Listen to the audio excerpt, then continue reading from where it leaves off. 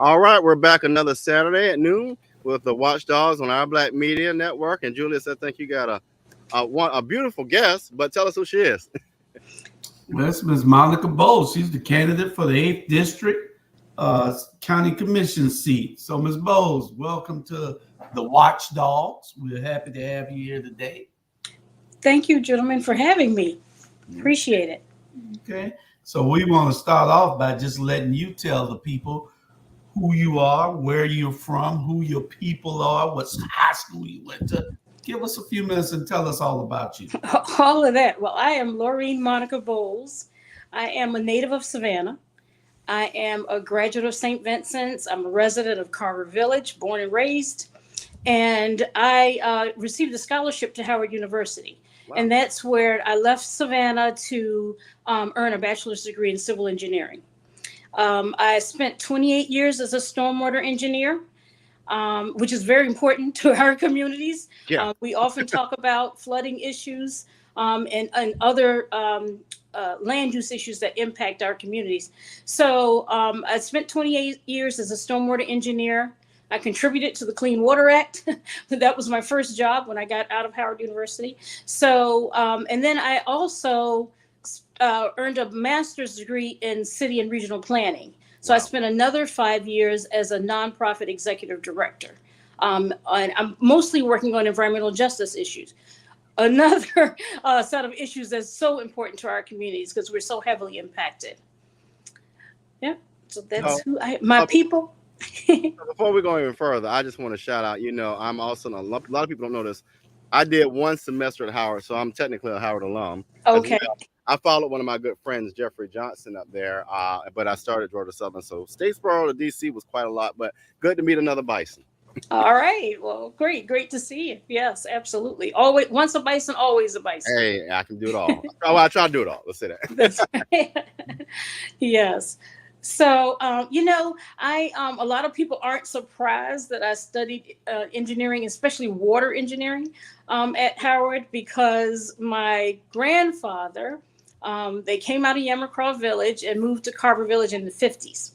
And he worked at the Army Corps of Engineers on the Savannah Riverfront. And so that's where I spent a lot of time. And so they weren't surprised that that's the field that I chose. So who are your people and what high school? Oh, you already told us. Yeah, she's St. Vincent's, which is very unusual.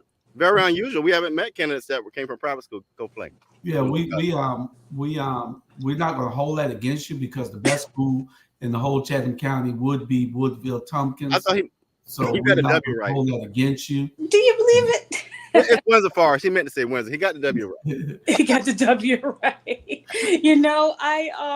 In fact, I went to the labor union fish fry last weekend or weekend before, and everyone I talked to started spouting the names of people that they know who went to St. Vincent's, right? So I was in good company. What year did you come out? I'm sorry? What year did you come out of St. Vincent's? 1980. Okay. 80, okay. Yeah, 80. We came out the same time. I came out of Woodville, out of Tompkins High School then. My mother went to Woodville Tompkins. I went to same school. And now it's back named Woodville Tompkins. Yeah. So you had the generations flop over the course. That's right. Of decades. My mom was in that group, the Woodville Tompkins conversion. But I was at Savannah State kindergarten. That's where I started my HBCU career. It was at Savannah State kindergarten, and I was still in Carver Village then. I told you about my grandmother.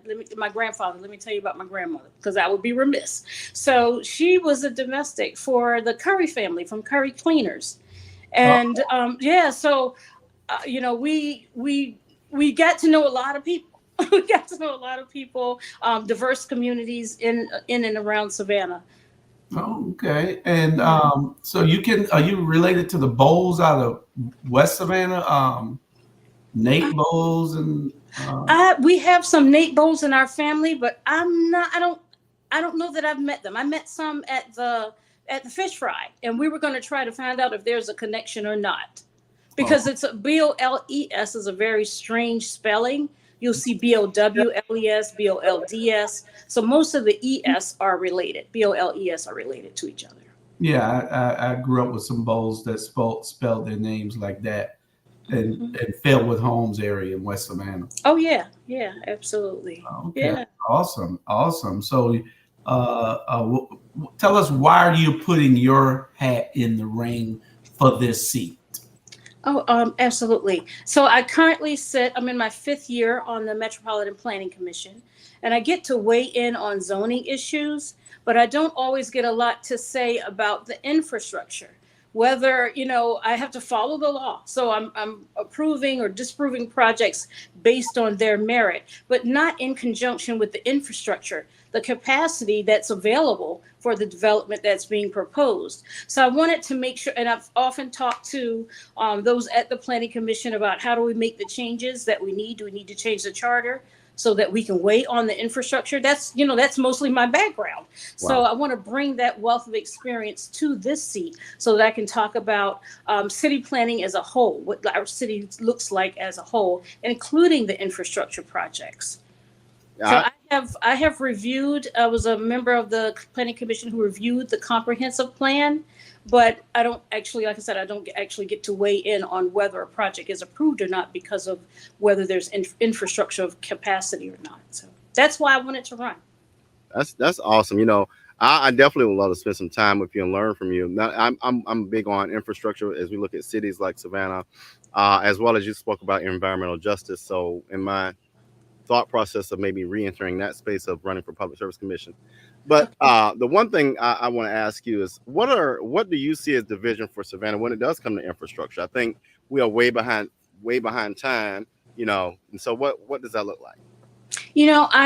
I think we need to find a balance, right? Because we're all for economic development and prosperity, but we need to find a balance. And I don't know that we're doing it right now. So we need to, and that's the biggest thing that we need to do.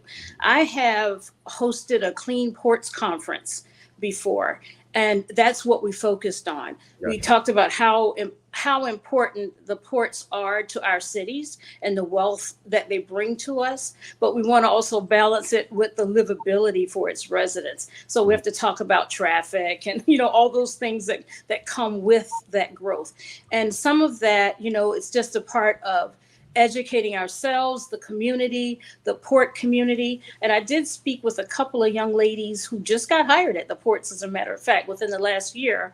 And I asked them if they were a clean port. And she said, oh, yeah, absolutely. And how do you know about that? This was at the Carver Village meeting. And wow. I said, no, I've hosted a conference before. So, oh, wow. So we're going to have a deeper conversation about that. I think that we're behind the times. We're lagging in this part of the state because the infrastructure is important, because it does tie up traffic. But what people have to understand is that growth is sometimes painful. We have to grow or we'll be behind. That's right. We have to not think about how we're inconveniencing traffic. We have to think about how, when the finished product is presented 5 to 10 years from now, how it will affect our children and our grandchildren and their children for the years to come. We want to make sure that there's not only the adequate transportation network, but the services. That's right. Ambulance, police, all the conveniences that every area has. Pooler is a prime example. Pooler was nothing but woods. Right. But look at it now. Right. When you and I were growing up, there wasn't no Pooler. There wasn't Pooler. Yeah. It was woods out there. Yes. It was a Pooler, but it was woods. And look at it now. That's right. Everywhere that they can put something, they're putting it, and it's helping to build that city.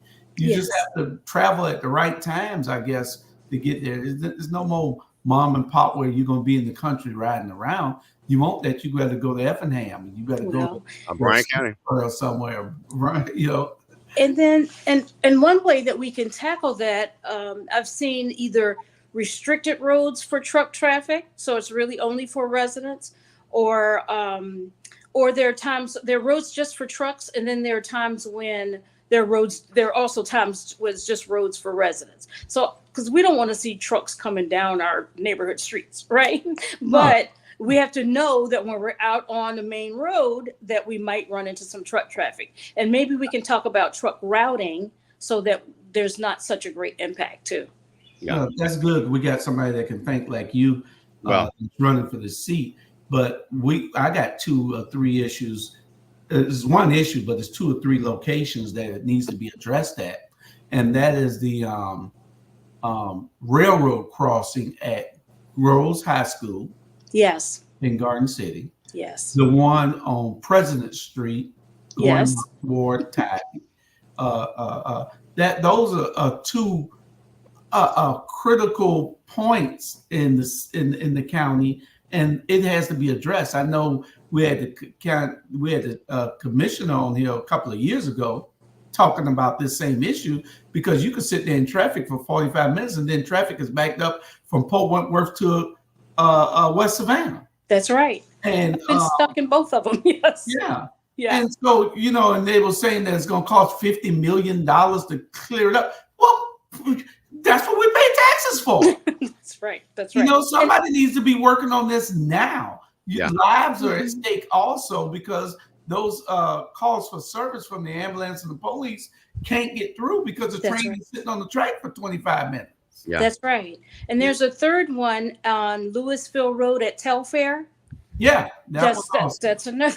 I've been stuck in all of those. So in fact, I had the American Institute of Architects come and do a plan for our most disadvantaged communities on the West Side. And on the day we did a tour with them, they brought people from around the country. It's an awesome program. We got stuck at each and every one of those train tracks. Oh, wow. Every time. So they got to see firsthand what we were talking about. Right. So, yeah. Well, let me ask you all this, and more importantly, Ms. Boles, we now look at the, the city council, and especially our councilman over here, who can't get the fairgrounds together, but they want to now build more housing, right? So now where does that stormwater go? And what gets me, as you were talking, I was thinking about, at what point will we in this city understand that we got to find a place for the water to go? So when we build, right, we let these developers have their way. They now are impeding upon areas where that water used to drain. But that's the one issue I would love to hear from you about. And number 2, what's your opinion on multi-county rail? We are right now at a capacity, I think, almost close to where Atlanta was when MARTA came on board.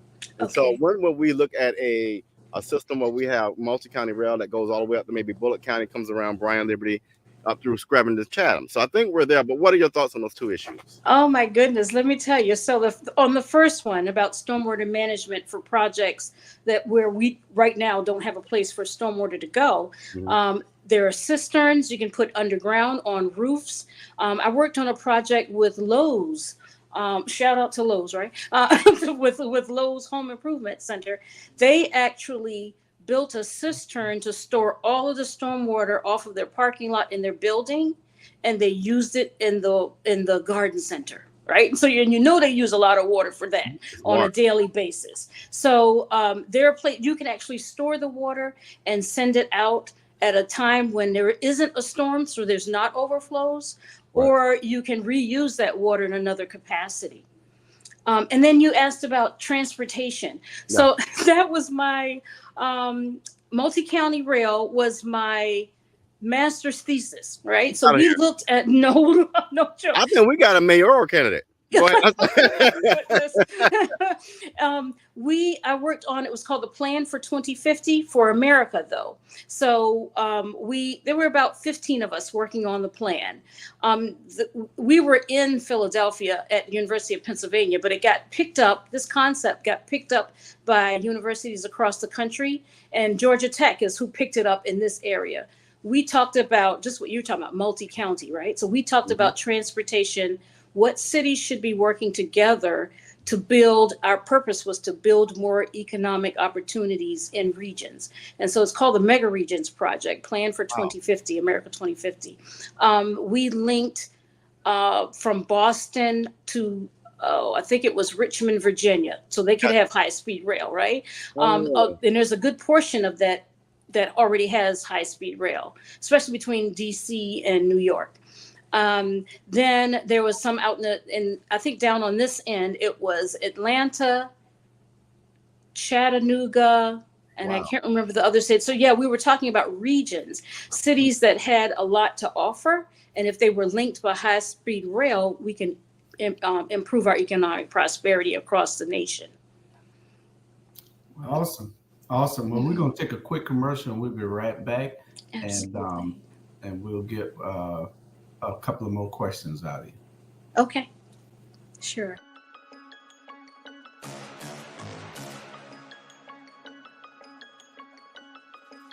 Hello, I'm Richard Coleman, and I'm running for the office of Sheriff of Chatham County. And when I'm elected, I promise to inspect what I expect. Chatham County, it's time for a change, and that change is me, Richard Coleman.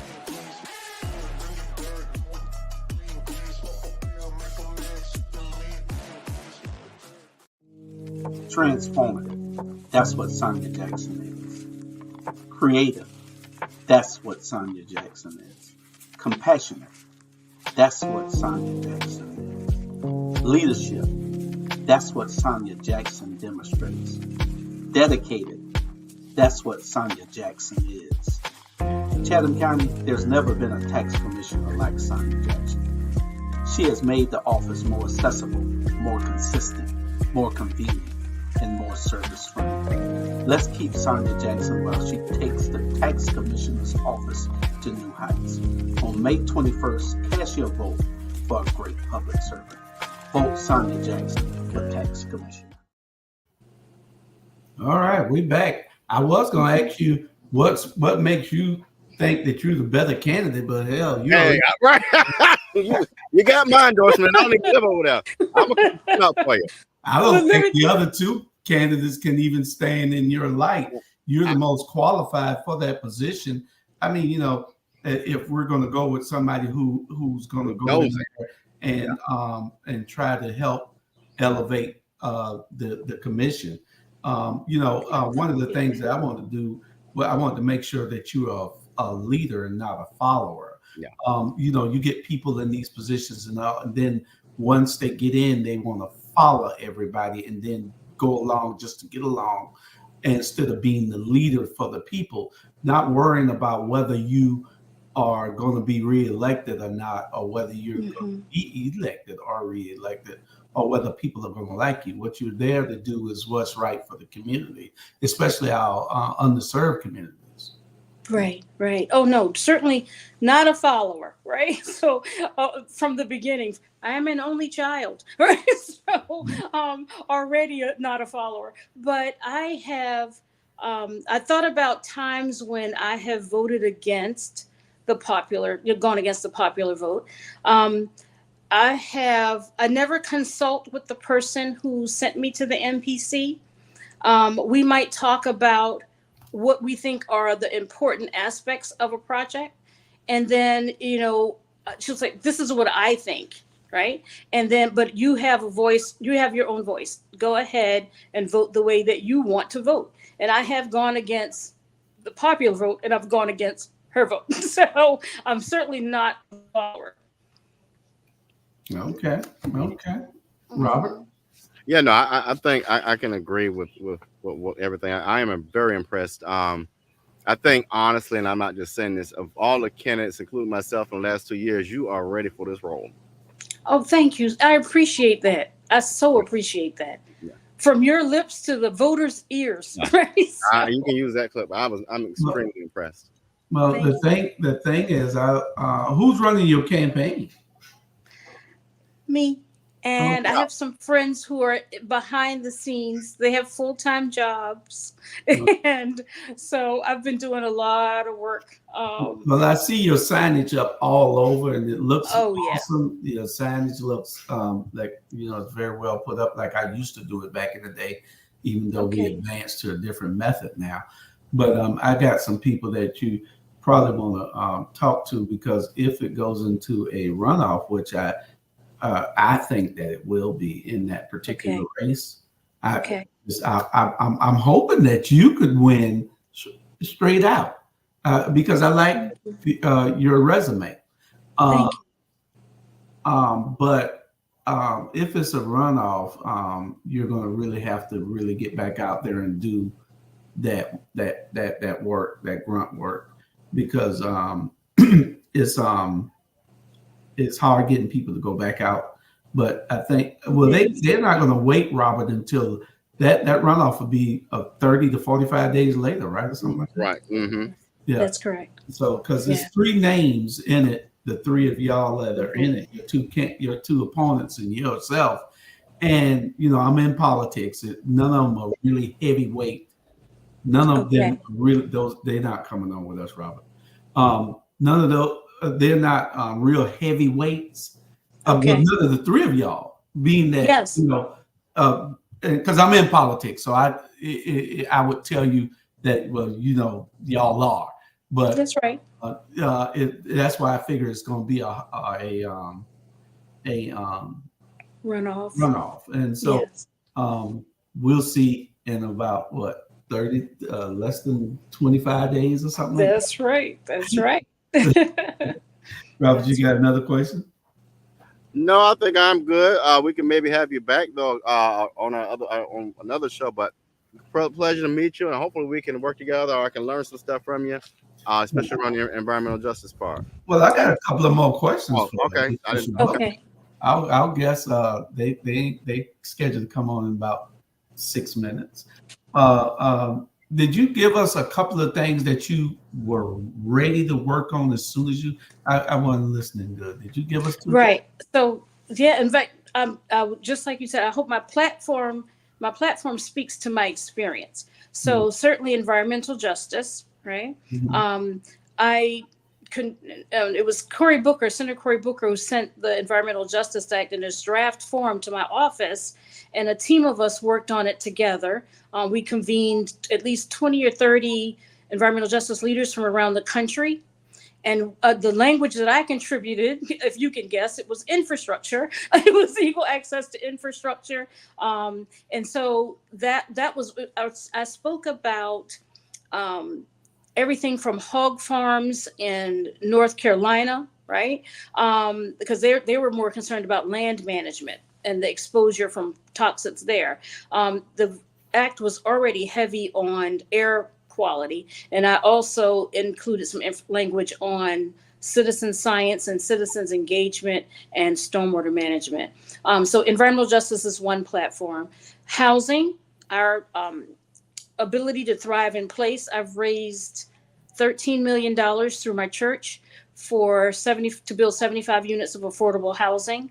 And then lastly, economic inclusivity. So I've raised funds also for economic development programs. So economic inclusivity, housing security, and environmental justice. Okay, awesome. And the last question is this. I talked to a number of people who were interested, but none of them had made an effort to do it yet. And that is to form a coalition of leaders, of local elected leaders, so that they can get together and talk about the issues concerning the underserved communities. And I had one person that said that they were going to do it. Maybe he'll do it after this election, and just get a roundtable with all the elected officials from all the municipalities. Put them all in the room instead of partying. They do that to party now. They do have something. They do have something where they go and party, and each one of them are hosted every month or every 2 months or whatever. But to really talk the issues for the underserved communities, such as the district you're running from. That's right. District 8 is underserved, and we need these people in there talking about all the issues. Get everybody in, all the elected officials, and we need to be addressing all the issues that's concerning all of Chatham County. Absolutely. And they're not doing that now. Everybody's working Chatham County Commission is working on their own. The city council for every city, all 8 cities, are working on their own. The state reps are working on their own. Nobody's working together. And we have that organization where everybody can come together and say, okay, we're going to work on this issue in this district now. We built up the 4th district. We built up the 6th district. We built up downtown in Savannah in the 2nd district. Let's go out to the 8th district. Let's see what we're going to, because everybody's paying taxes. So everything has to be addressed, even and especially that bridge that needs to be built, that overpass that needs to be built for for traffic at Groves and Louisville Road and going out to the beach. Those are 3 key spots in our city, hot spots where traffic needs to flow. But anyway, we're glad that you came, and in the last minute or 2, please, we got 2 other guests waiting on us. Tell us, you can give us your closing remarks, but also tell us how somebody can volunteer on your campaign or how they can donate to your campaign. Okay. And I think you hit on something when you're talking about this coalition, and maybe it's not that we work in our silos, whether it's a city council in your city or a county or even at the state level. Why don't we tackle it on issues? And it sounds like the biggest issue is transportation. We can all agree that we need to be working on that. And I think we just need to find some synergies about what do we agree on and how do we push that forward. But anyone can find me on Facebook, Laureen Monica Boles for 8th Chatham County Commissioner. I also have an Axe Blue account, Laureen Monica Boles for 8th Chatham County Commissioner.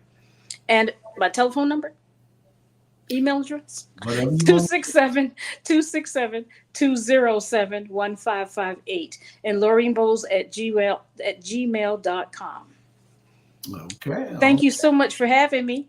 Okay, I appreciate we hope you to have jumping you back, especially if there's a runoff and you're in it. We're hoping that you can get in there. Just call my name when you're in West Savannah. Hopefully. I will do that.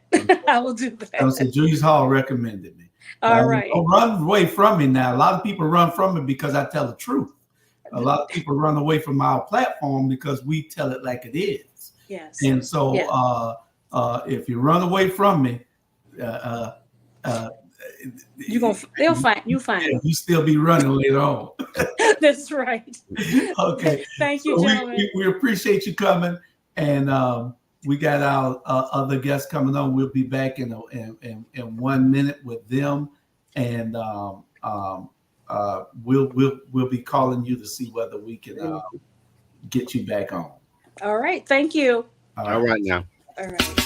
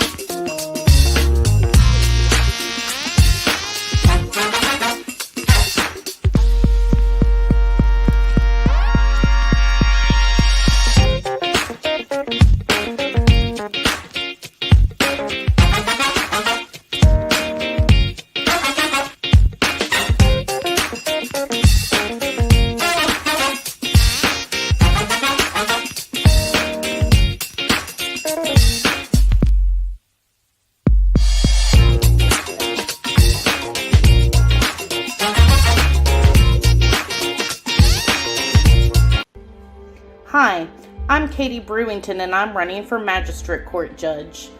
Magistrate Court is often called the People's Court because people represent themselves or are pro se litigants. Magistrate Court handles civil claims up to $15,000, dispossessory proceedings, pre-warrant applications, and good behavior bonds. I'm a great candidate for judge because I have the experience, compassion, and drive to get the job done. I have been a probation officer, a criminal defense attorney, a solicitor, and a municipal court judge, and I will take all of that experience to get the job done. So remember, vote Katie Brewington, May 21st, for magistrate. Okay. I don't know where our other guests went at. Yeah. Hold on. She meant to log out and come back in. Yeah, especially if they're on the phone or something. She said she was going to be in the office. Let me see. Yeah. So, I'll set it up for them until they get back. But allegedly, and let's start with allegedly, the CEO of Catbus, which we already knew, is quite an idiot. And I just put it out there like that. We should have kept Bakara. I think that's her name. We should have kept our good sister Delta Sigma Theta. As we know, Deltas get things done right. But I don't know. Let's tell the history until they get here, because Bakara was here. Bakara was here. We had a great black woman leading Cat, and then we had some dipsticks down there who were on the board who didn't like her. Yeah. There are some issues. I don't know. I guess they'll explain it to us in a few minutes. I just got a call from Ms. Swinton telling us, saying that they'd like to express some issues or some concerns going on at the CAT board. I mean, at the CAT system down there. Yeah. But how did we end up with this lady? I mean, and I'm not a transportation specialist, but I have not heard anything good since she's taken over that role. I don't know how we ended up with her. Bad management from the board, I guess. Different attitudes and egos getting in the way is one of the things I saw, especially when it came to the Miss Odell. But I don't know how we got to get this lady. Well, they face something. I don't know. That's just how much effective she is. You don't know. Yeah, but I don't know what kind of job she's doing. These people will tell us in a minute. I don't know where Mr. Reed went at. Mr. Reed was there a minute ago, and then he disappeared. It looked like he's. There y'all are. Oh, they must be changing rooms. I see what y'all doing. No, baby, not a whole Madam President. I'm here for the foolishness. Yes, ma'am. Good morning. Good afternoon. Hi. I apologize. I had to get on the device. I was connected waiting, and then all of a sudden the computer just. Don't pay your bills. So he's connecting my laptop. I don't know. So I'm on. Well, you're fine. If y'all want to be in the same location, y'all can. Yeah, y'all we're in our offices. No, I mean, he can sit right beside you. Yeah, sure. I don't want to get nobody. Right. Yeah, you can sit right beside you. We ain't got to have but one on. Yeah. Okay. But while while you're getting ready, just to maximize our time with you, okay. Can you kind of give us what's you shared this information, and before you joined us, we were talking about, and I'm not a fan of this CEO Cat, so I'm on. I think Bakara was doing well. Yes. The one we have now is less than smart, but we'll let you all tell us.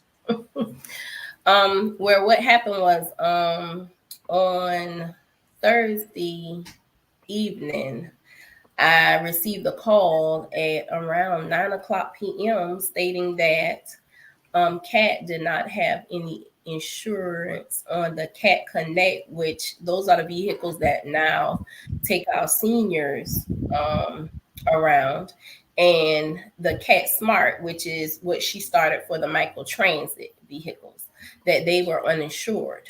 So that disturbed me. So I called a few operators that drive the vehicles, and I asked them where were they, and they said that CAT pulled them to the yard at 8 p.m.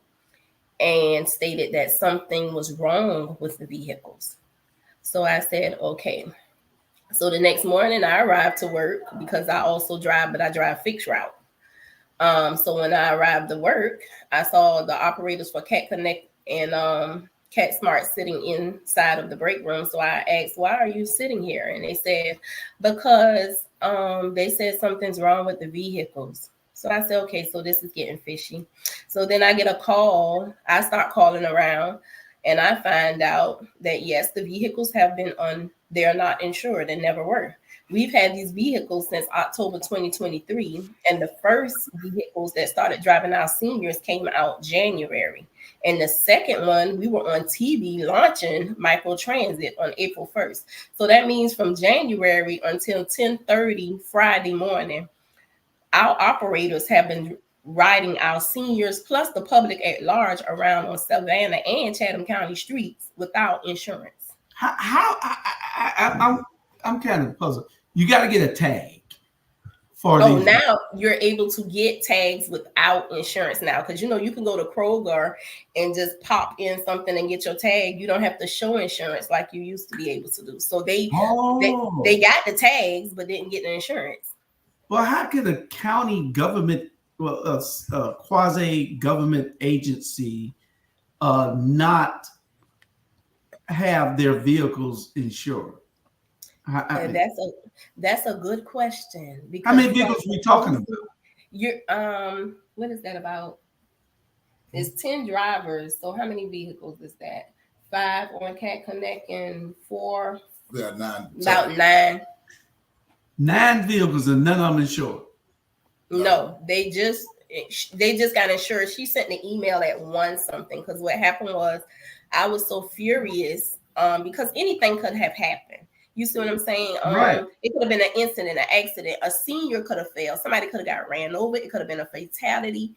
Not only is the operator at risk, everyone that the operator is transporting. So I was so furious because not yet did I get a call from her or anything stating that you pulled the buses off the street and what was going on. So it made me feel like you're trying to conceal what is going on. So I took it upon myself to email the board of directors and the county commission, because from my knowledge, they did not even know. So it was being covered from them.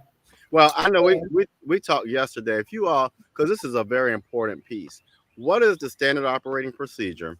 What is the process for getting a bus insured before, because that's important. Because what I want our viewers to know is, was a process violated? Was there a policy violated? And like you just said, how can a CEO and a whole commission not know what's going on? So walk us through, what does that process look like? What's the standard operating procedure for getting our buses insured? So to what I know is when we order the buses, the carrier insures the delivery. Once they hit our grounds, their insurance comes off of it. So it's our responsibility to then get insured. So I know that it has to go through like procurement, safety, the different departments. But being that they weren't really too much involved with, I guess we'll say, the program itself,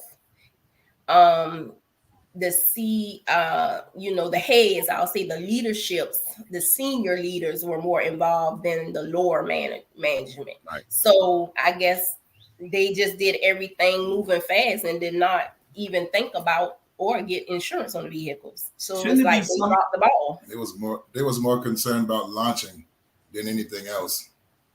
And you're talking about 9 vehicles, though. And shouldn't it be somebody that's going through a checklist and making sure that all the vehicles, everyone, even the buses, every car that they drive around in? Because I see some cat cars driving around. Every car should be under you're under the same insurance, shouldn't it?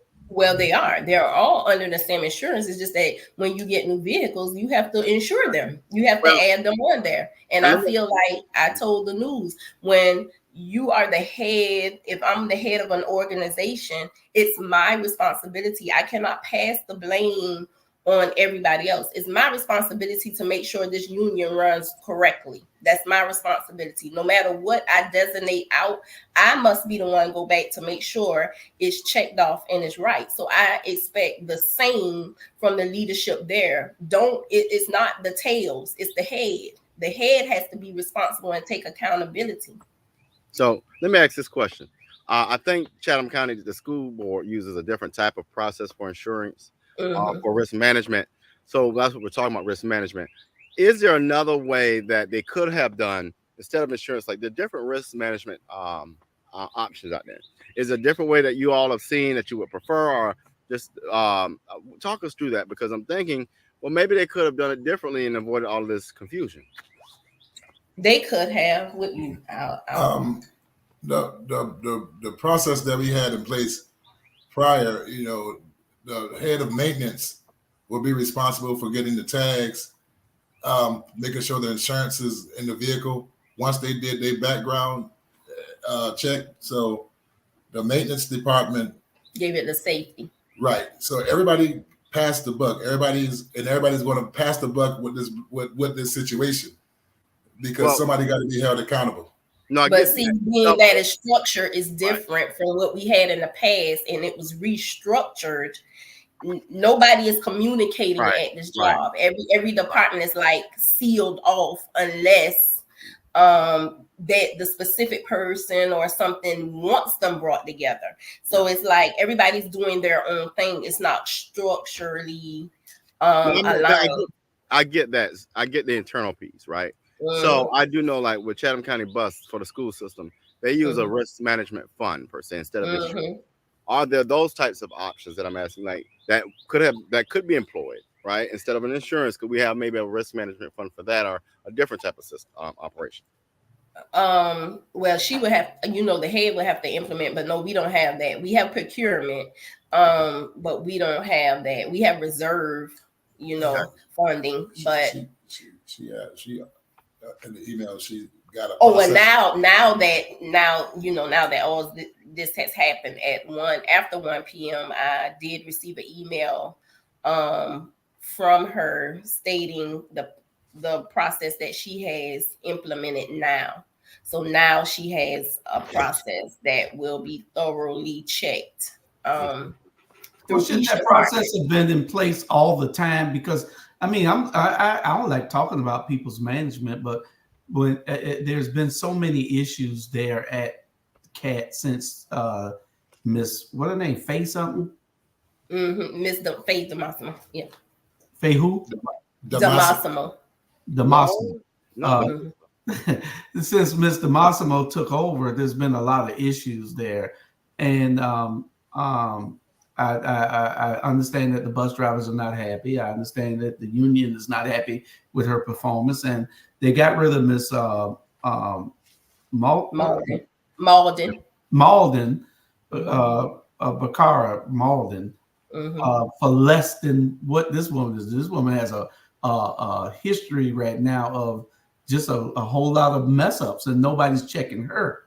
And I don't know, when you get people in leadership who can do things and want to do, I know that they got rid of the last director because of egos and attitudes and personal conflicts that shouldn't have been involved.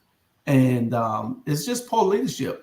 You put people in place to lead, and all they want to do is act up. They're no better, and you want us to give you an opportunity to do what is right, but then you put a board in place that has people on the board that shouldn't even been on the board. And people that on the board that was illegally on the board of directors. And it just goes back to who we elect and who we put in place to lead these organizations. But I don't know. Do y'all have a big turnover rate there? Our turnover rate is so huge. I mean, we came from not having a turnover rate for years. It used to be so hard to get into CAT. Now, right. I mean, you can just walk off the street and get into CAT. It's just our turnover rate. We hire 10, we might retain 3. Yeah, us 5 or 4. We hire 3 and 1 to come out. And when now I encourage people to look at the board meetings. We have like a selective few that actually fights for the operators and the laborers, when I feel like the rest sit back and not say anything, and you're putting strain when you see what's done wrong or you see untruths. Speak up. You are, this should be accountability. Accountability should be held, not accountability on lower management because they are doing what they're told. Accountability should be on the head. And just like you say, we fired plenty of CEOs for less than this, what's going on now, but it seems to be acceptable. And I don't know why. And it takes the Well, it's majority. called privilege. That's why it's acceptable. Exactly. I call it what it is. You Yeah. know, black women can't have that same privilege. So No, I we call it can't. what it is. So hey, Because when we do it, we're the angry black woman, That's or that's you know, right. I've been called that now that I'm in this position. I'm an Mhm. angry black woman because I'm straightforward and to the point. I'm not angry. This is a job that I have to do, and my job is to protect the people. My job is to protect the laborers. So because I'm not going to stand by and allow you to do anything, and I'm very vocal about that, then I'm not angry. I'm angry that you're not running the organization the correct way and you're not being fair. It's a lot of disparate treatment there with management and with non-management. So it's a lot of issues that tries to get swept under the rug, and that's not going to happen.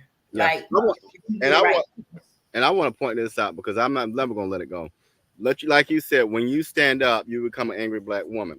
You know, Maxine Waters stand up. We had Bakara stand up. Keisha Gibson Carter stood up and she got called an angry black bitch by a white man. So I totally want I'll never let that go. We've got to stop doing that just because black women who number one probably are the smartest people in the room because they advocate that they got to be called less than, and we're not gonna do that anymore. That's very true. That's very true. How many people in your union? We have about 95 plus retirees. Is there a chance for or is it illegal for the CAT bus system and the school bus system to join and all? It's not illegal. It's just that the school bus system have Teamsters, which is their own union. And unions don't like to step on other unions. You see what I'm saying? Like if they didn't have anyone, even though we're Amalgamated Transit and it's bigger because Amalgamated Transit is over 48 states in the United States plus Canada. So we are the bigger union internationally, but you know, we don't step on other unions. We would ask if the heads would want to join in forces. That would be good, but we can't step on them, you know, and I wouldn't do that because they do have their own union. What's a starting bus driver make? Right now is $20. $20.83 an hour.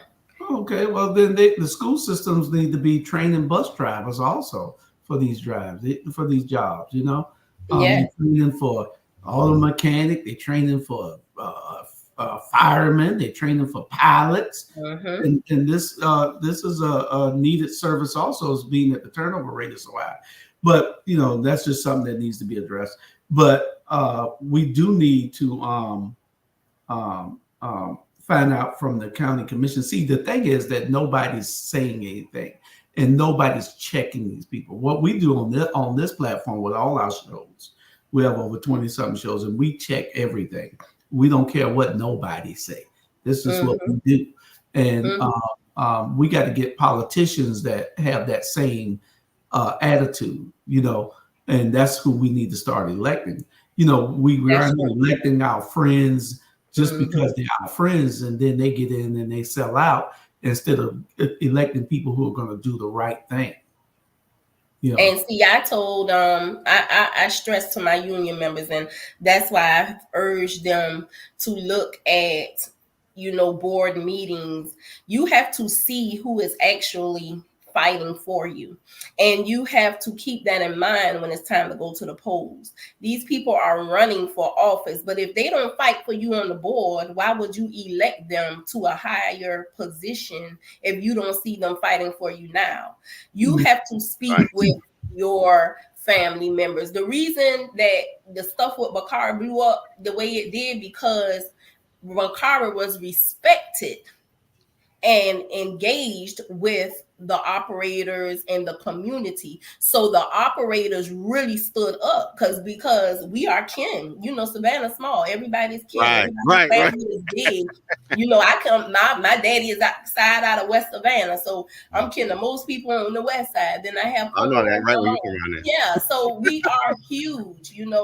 And it's like, we made noise, and they have to make that noise all the time when it comes to when you need things done. Just because somebody is out for show or smiling on television, I don't go for that. What are you doing? I don't look at Republican or Democrat. I look at what do you do for the laborers and the people. If you are for the people and the laborers, then yes. But then when you get in the seat, you are accountable to do what you say you're going to do, or we will vote you back out. And that's my mentality, and that's what I tell my members. And let me tell you this. I just want to applaud you. You are a strong leader. I appreciate you. You die hard. You are putting yourself out there, and you mean what you say. I want to appreciate. I just want to give you your kudos. And Waki, you a smart man. Let her lead. Just chill out. You chill out till I'm gone. Then he'll be leading. No, I'm just saying.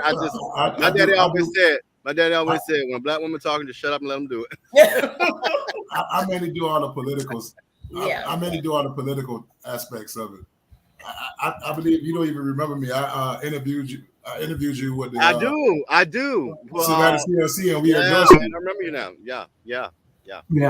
And the thing is, we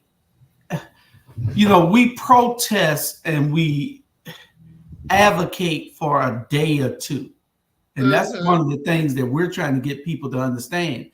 It's not a day or two process. That's right. It is a daily process that we get into every day.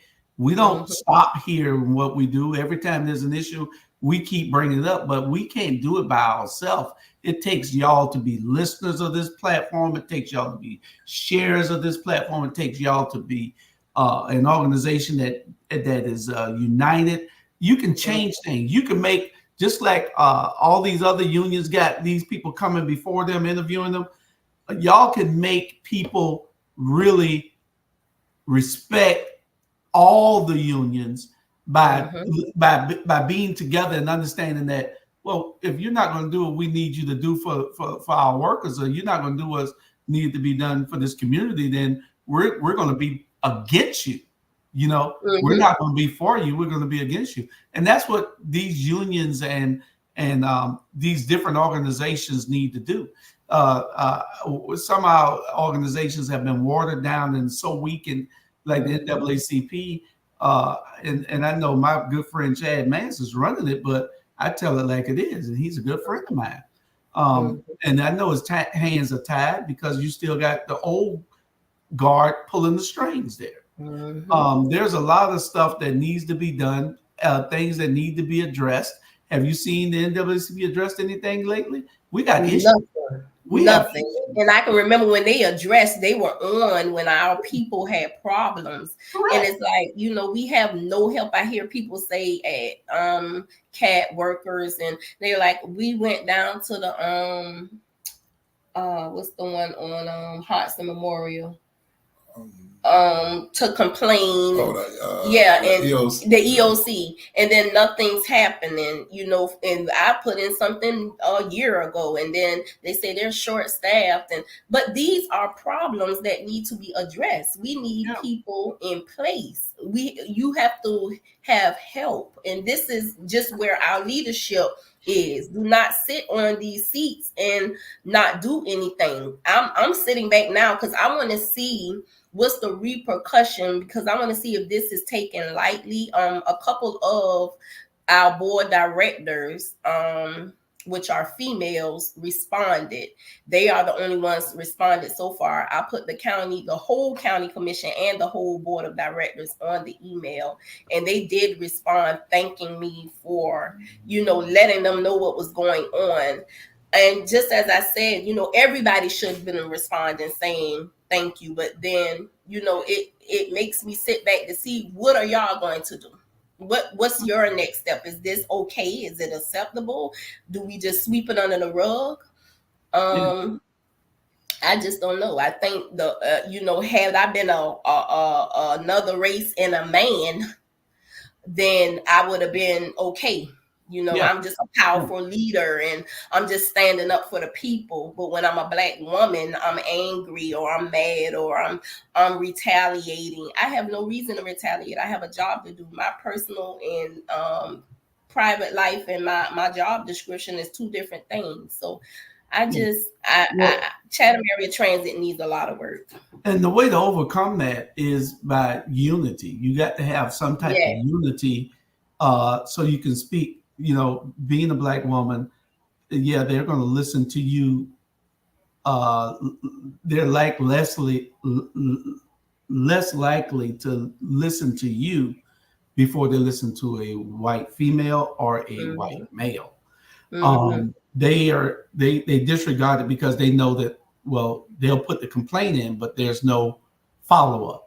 You got to follow up, and then the whole group has to follow up. Because what people have to understand is that when one of us have a issue, then it affects all of us eventually. Right. And if you they don't mind letting you complain because they know that there's no follow-up. If the whole board, the whole organization was to come together and start making demands, if you were to come together and start making demands on these politicians, and they see how big you are and they see how united you are, as long as there's disunity, they don't care because they know it's no effect. That's true.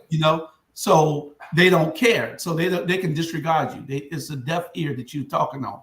But when they see that you all are united and speaking on one accord, then they have to answer to you. And I tell people this all the time: 10 to 20 people can change the outcome of anything. All they got to do is be committed. See, we've gotten to the point where, and I'm gonna talk Black because this is our Black media. We are complacent with our leaders. We are content with our leadership. What we have to do is hold them accountable. We don't do that. We make excuses for them, and then when platforms like this go to talk about them, they say, "Why are we talking about another Black man?" We talking about another Black person because they ain't shit. Because they're not doing what the hell they need to do to uplift our community when they have an opportunity to do it. That's true. I'm not gonna go and answer in my latter days of my life and not challenge the power. We're going to speak truth to power every time on the platform. As long as we're here. Until they close us down, we're going to speak truth to power. And we're going to speak it so that we can try to give, if it's one person at a time, this organization that y'all have, it can be as powerful as you make it. You need to organize with other organizations and hold people accountable. Whatever we can do to help to facilitate any of these things, then we're here to help. But they're not going to listen. Just like that email you sent out. That county commission is going to let it fall on deaf ears because you get some weak people on the council. On that commission, who are going to say, "I'm not going to say anything. Why would let them do it? Let's see what the chairman does." All these people need to be held accountable because, see, if it was a white county commission majority, they would be, and it was Black leadership in these positions. They move quick.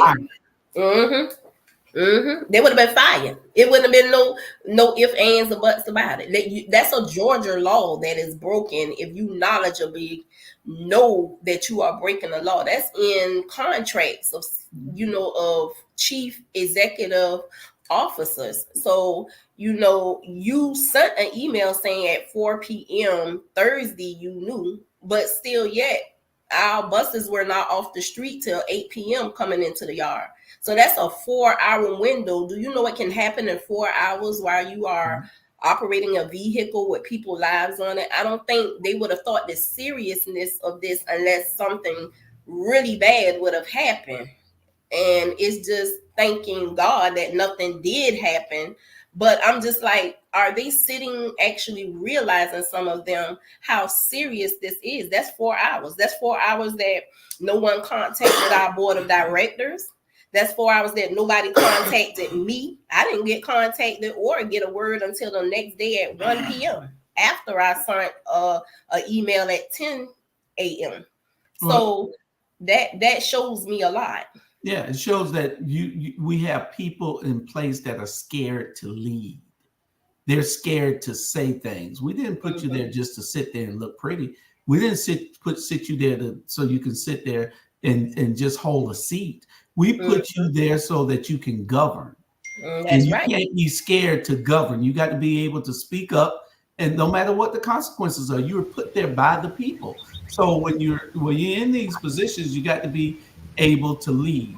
And going back to that, with Miss whatever, Miss Faye, whatever her name was, sorry, whatever. If she didn't do a top to bottom to make sure that everything is in place and make sure that everything is ran right, what is she doing? What does she do for 8 hours a day?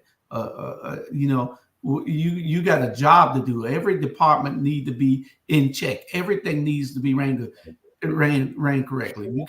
You don't have time to be running around in these political circles trying to do things. You got a organization to run, and that's what I see her at every political organization event there is. And you got a job to do, Miss Faye. Do it, But anyway, any closing thoughts before we go? Y'all can tell the people what you think and what y'all tell them what we're talking about and what you're going to be doing in the next couple of days to try to rectify it. Well, I am going to answer the email. I'll answer her email probably sometime on Monday or next week, but I'll answer the email that I sent to the board of directors, the ones that did respond. My thing to the people is it's very important to be unified. I think people don't understand. We are so against each other for small things of envy or jealousy, things that does not matter. Right now, times are not for us to be against each other. It's for us to band together for the cause. It doesn't matter your color. You are a laborer. You are a worker. You are somebody. These laws and that are being passed or trying to be passed for against labor, you work. If you go clock in or punch a clock or you have your own business, you work every day. Our seniors are being mistreated. We need to stand up. I tell them all the time when they seem to have a little slave mentality there. I was not born in that era, nor do I respect it. So don't come at me as a slave master because I am not a slave. So we have to get out of the slave mentality and get into unity and unifying so that we can hold people accountable. We have to do this. We have to have accountability. We have to get rid of who is not needed. And then our officials should be the same way. If it's not working, get rid of it and get something else. Stop being scared of media coverage, and because then you're going to start getting the wrong coverage. Nobody is upset if you get rid of something bad. They're only upset when you get rid of something good. So everybody can be replaced. Just get the organization, and all organizations all over. It's not just us, but we need to be more in unity. And that's my thoughts. Anything from you?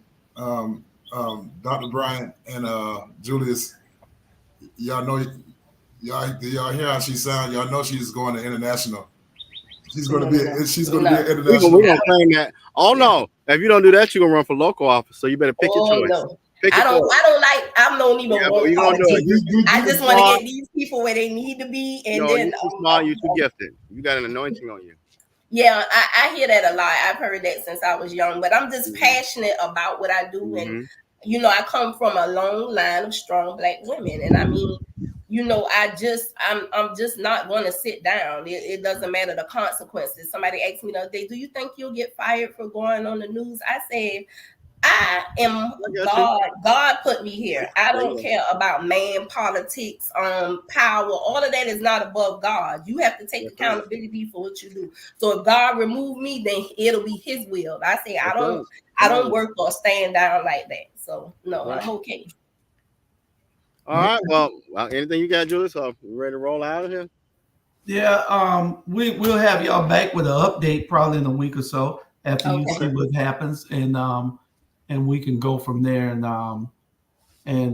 see how we can address it. One of the things that I just want to say before we go is that there needs to be a coming together of our community, and I'm talking to African American all over the country.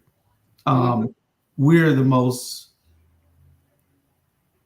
unorganized, disunified, or ununified entity, a group of people on the planet. And until we understand that we can get things done with our numbers, because they listen to numbers, they respect numbers. Until we understand that and stop being lazy, stop saying I can't make the meeting, stop saying I got to go do this here, or my show comes on at that time, or it's raining outside, or it's too cold. Sacrifice. See, because we're selfish. We've been groomed to be a selfish people. And until we stop being selfish and understand that it's not about us, it's about our kids, our grandkids, and everything coming behind us. We didn't survive this long because we're just good-looking people. We survived this long because it's in our DNA to survive. But imagine how powerful we'll be on one accord. All of us. And that's my message to the people. You have to be able to stand up and say, I'm going to sacrifice my time and come to this meeting. I'm going to sacrifice and be engaged and be involved and be counted in that number, and that's what we got to do. The only way we're going to change things is by being unified. Yeah, we're going to get with you all because I do want you to get us, like in touch with different union leaders where we really need to sit down and, get a meeting going. Yeah. And that'd be great because then you make people, address your issues. And they have to, because see, if it's 300 of y'all meeting and there's 300 of y'all in that organization, say all 300 of y'all go in the corner holding that other person's sign against that person that wouldn't listen to you. Say all 300 of y'all are on actively advocating and knocking on doors for that other candidate because this one won't listen to you. That, believe me, that's powerful. It's powerful, but we got to understand our power. That's true. All right. Well, we thank you for having us. We appreciate y'all for coming. All right. Anytime y'all got an issue, y'all know my number. Just give me a call, lock me in. Y'all got Dr. Bryant's number. Give us a call. Dr. Torre. We're the three that mostly Charlie Brown. If y'all know Mr. Brown, just call us. And we're going to get on top of whatever is an issue that affects our community, is a detriment to anything in our community. We're going to address it. And so just give us a call and we'll be glad to put you on one of all these shows. We got shows 7 days a week. So y'all, all y'all got to do is give us a call and we'll put you on. Okay. Right. Thank you. And thank you, Dr. Bryan, also. And thank you, Mr. Hall. All right. Well, y'all take care. Okay, you too. All right. Well, Jules, I think we're done. We'll be back next Saturday, same time, same back channel. Okay. All right. We'll see y'all then. Let's get on that.